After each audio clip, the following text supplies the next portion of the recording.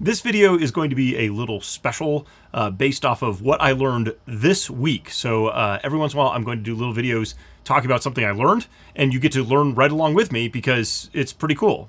So today we're talking about when was Jesus born?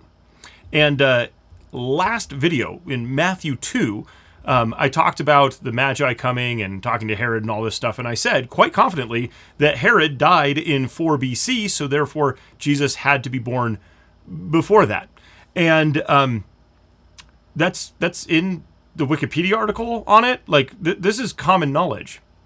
But then I was listening to the Naked Bible podcast with Dr. Michael Heiser, and he completely disagrees. He says there's actually really good evidence that suggests that that's not a good suggestion, that the 4 BC timeline for Herod is actually not even historically accurate. There's evidence to suggest otherwise, despite consensus by people, and that we should therefore relook at some things and see if we can see something different. And I thought this was super fun and compelling, and I do not think that this is important to your salvation. I think that this is just fun and an interesting way to look at how different scholars look at different things and come to different conclusions about the Bible, and that helps us learn about how we interpret Scripture, what we're starting to learn from that. So I just want to share some of that with you. Okay, so here we are in Matthew chapter 2, and of course the Magi come and they say, "Where is he who was born King of the Jews? For we saw his star in the east, and we have come to worship him."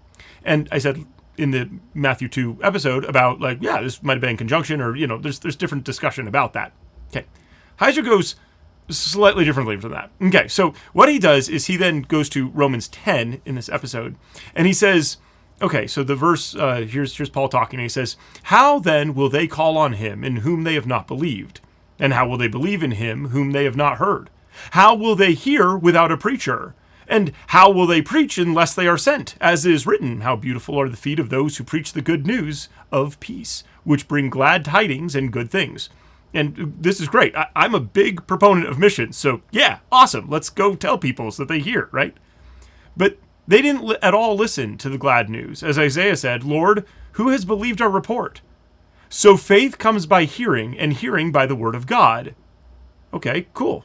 So then, but I say, don't they hear? Yes, most certainly.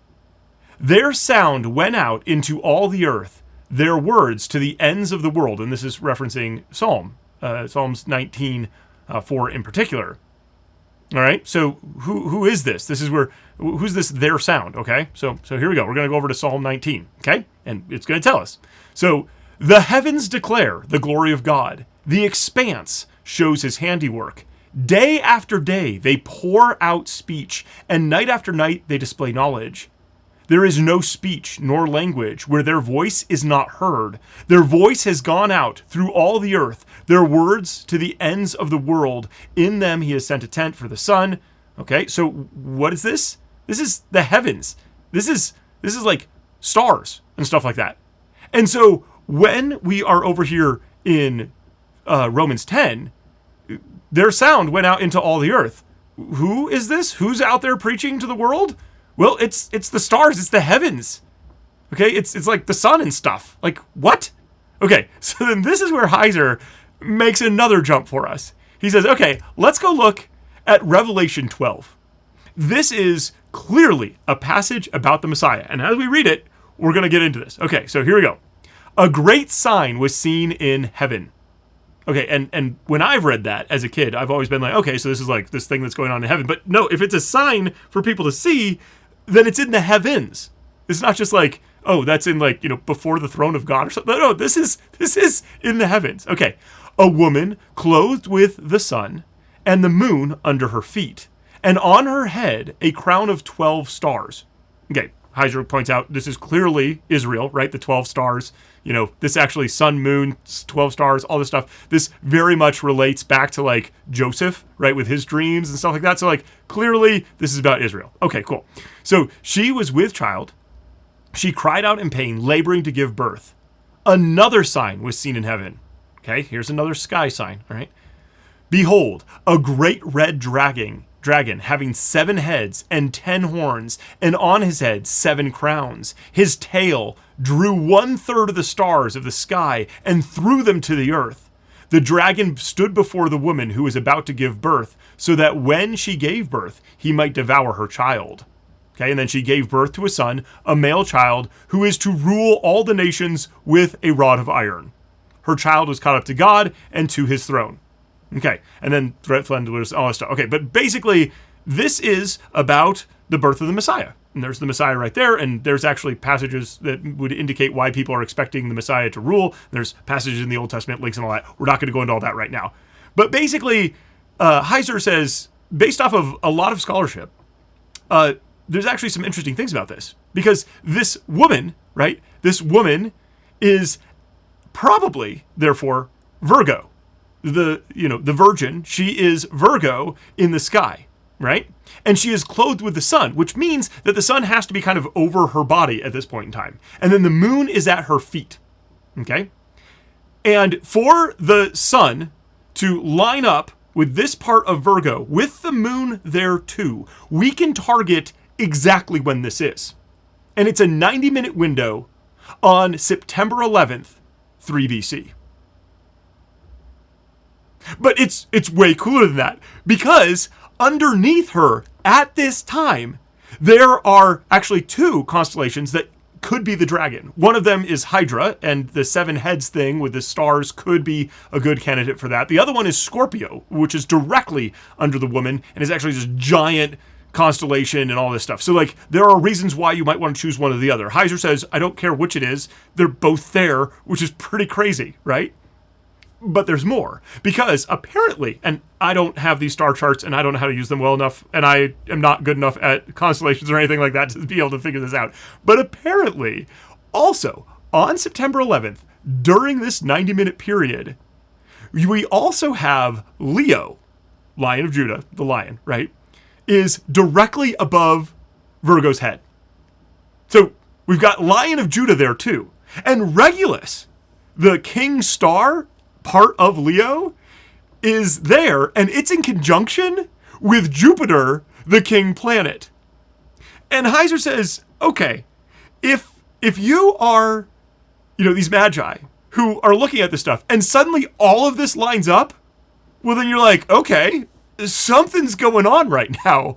What is it? So it's not just one star in particular. It's this whole constellation system that actually lines up with what John is recording here. And so Heiser's contention is that the Magi actually recorded or passed on this information, and that John got a hold of it or and recorded it here in Revelation, which is pretty crazy to me. Also, it doesn't end there. There's more fun stuff that have to do with like Jesus' birthday and how it relates to like Noah, and then the connection back to like the Watchers and the fall, the second fall, not the first fall in Genesis 3, but instead the second fall in Genesis 6, right before the flood. Very interesting things going on with that. And if you haven't heard any of that, that's a whole can of worms. And maybe I can do a short video on that at some point in time, but that's getting you started on the craziness that is out there. And so you've got connections back there, but then also we've got Jupiter, and Jupiter is actually moving across the sky, and the Magi could follow him during this time, follow the planet during this time. And then it goes retrograde for a little bit before it moves on, which could also potentially be part of what's going on when like they're following it, and then they're like, okay, well, where are we going now? What's going on? And then here it is, it's showing up again, and it's leading them where they need to go. Like, this could all be part of that, which I just think is just fun. Like, this is just amazing, right? This is a really cool idea. And again, the major contention against this interpretation is to say, well, Herod died in 4 BC, so having Jesus be born in 3 BC just isn't even possible. And Heiser says there's actually good data to suggest that Herod actually died in 1 BC, so that's possible. But I just wanted to give this to you. I've got a link to the episode, the podcast, so if you can listen to the whole hour-long thing or whatever as he unpacks all of this. He's got references, books that you can go check out, learn things about. If you know stuff about all of this, it's probably way more geeky. For me, it was just interesting enough to be like, okay, I just taught on this, and this opens up a whole nother interesting possibility that's super fun for me. I just think it's great. So this is an example of where Christian scholars disagree and have different perspectives on things. But I think this is really just a great way of looking at it. So I just wanted to give you that and say, if you're watching this at Christmas, Merry Christmas. I'm not recording this at Christmas, but here it is. And I think it's interesting. And there's always more to learn about the Bible, right? Like I can do study, teach a Sunday school class, and then, record it here. And then later the week, learn something completely new that kind of changes my perspective on the whole thing as another possibility of something to explore. So there's so much more to learn about the Bible, and I'm so glad that I get to be here with you as we talk about it and learn about it. So just thought this was really fun. Have you heard any of this before? Is this totally new for you? Leave a comment. Let me know what you think, and definitely go check out the podcast. And if you haven't bumped into Heiser before, he's awesome. Go learn all that stuff. It's really great. So links down below, and we'll see you next time.